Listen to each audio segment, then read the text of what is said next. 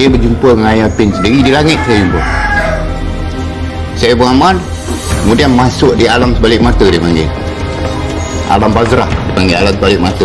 Saya melalui Madinah, kemudian saya pergi ke Mekah. Daripada Mekah saya naik ke atas dan saya bertemu sendiri dengan Ayah Pin di istana dia. Jadi Ayah Pin ni adalah Tuhan bagi saya.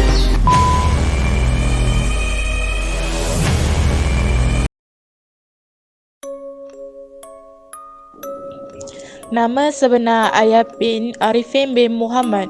Beliau dilahirkan 22 Jun 1941 di Bacok, Kelantan. Beliau tinggal di Kampung Batu 13, Hulu Besut. Beliau berkahwin seawal usia 13 tahun. Beliau mendapatkan didikan awal di Sekolah Melayu Kampung Pak Pura, Bacok sehingga darjah 4. Beliau langsung tidak mempunyai pendidikan dalam bidang agama dan hanya tahu sedikit sahaja membaca mukadam. Beliau mempunyai 4 orang isteri dan 13 orang anak, iaitu 7 lelaki dan 6 perempuan. Beliau meninggal pada umur 74 tahun akibat sakit tua. Gerakan Ayah Pin di Malaysia. Gerakan Ayah Pin mula dikenal pasti di negeri Kelantan. Kemudian ajaran ini bergerak mencari pengaruh di beberapa tempat, antaranya adalah di kawasan negeri Terengganu. Ajaran Ayah Pin juga dikenali sebagai Kerajaan Langit. Markas Kerajaan Langit dibina berhampiran perkampungan Kampung 13, Hulu Besut di daerah Besut, Terengganu, iaitu seluas 6 ekar, 33 kompleks sejak tahun 1982. Antara amalan yang diamalkan oleh ajaran Ayah Pin adalah berzikir beramai-ramai di markas lebih kurang jam 2 pagi sehingga hampir waktu subuh. Tujuan mereka berzikir kuat adalah untuk mendapatkan zuk, ilham, mendapatkan khasyaf dan menyembuhkan penyakit.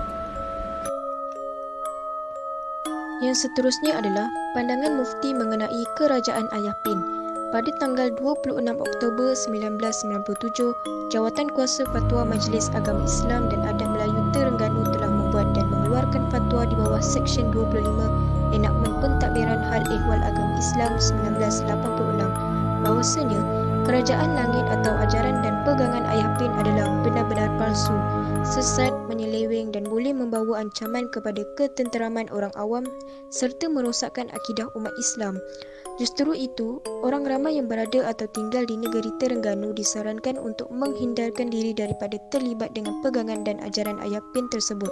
Menurut Seksyen 26 Enakmen Pentadbiran Hal Ehwal Agama Islam 1986, Duli Yang Maha Mulia Tuanku Al-Sultan telah memperkenankan agar fatwa yang dikeluarkan oleh Jawatan Kuasa Fatwa Majlis Agama Islam dan Adat Melayu Terengganu disiarkan dalam warta. Kemudian kita pergi kepada butir-butir ajaran Ayah Pin. Di antara butir ajaran Ayah Pin yang diceritakan adalah seperti yang pertama, berzikir lebih afdal daripada bersembahyang 5 waktu. Yang kedua, tidak perlu percaya kepada Rasulullah SAW kerana Rasulullah adalah manusia biasa dan kita boleh mengatasi hanya dengan cara berzikir. Yang ketiga, syurga adalah terhad kepada pengikutnya sahaja. Yang keempat, solat 5 waktu tidak wajib. Dan yang kelima, Al-Quran yang ada sekarang adalah tidak benar.